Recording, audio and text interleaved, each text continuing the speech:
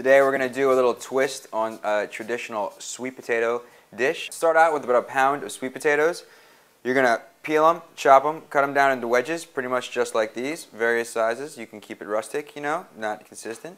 So you're going to take your potato wedges that we're going to blanch in oil that's about 350 degrees. So we're going to drop a big handful in.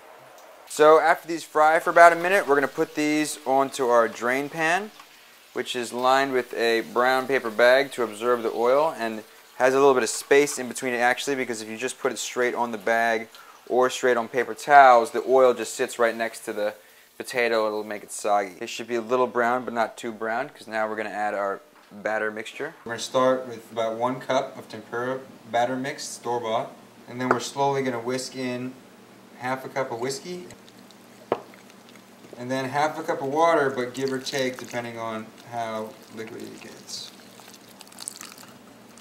Make sure you get it all mixed around the sides. So we have our bourbon tempura batter that we're going to dip our blanched sweet potato fries in. It's actually best to do 2 or 3 at a time so that you get a little bit of the batter on your fingers, which then actually protects your fingers as you're sticking them in the oil. So we're just going to keep adding these. And remember, every time you're adding more, you're dropping the temperature of your oil, so you don't want to overload the fryer.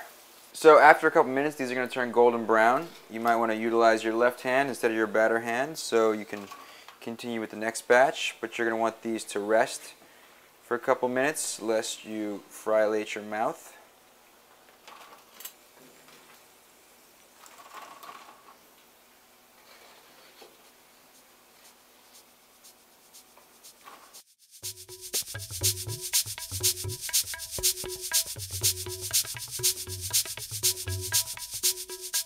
You can put any kind of sauce on this. I wouldn't recommend ketchup so much because of the bourbon. It's kind of a savory flavor, so I take a little hot Asian chili sauce and some soy sauce and just drizzle that right over the top.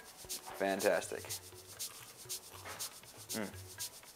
That hits the spot.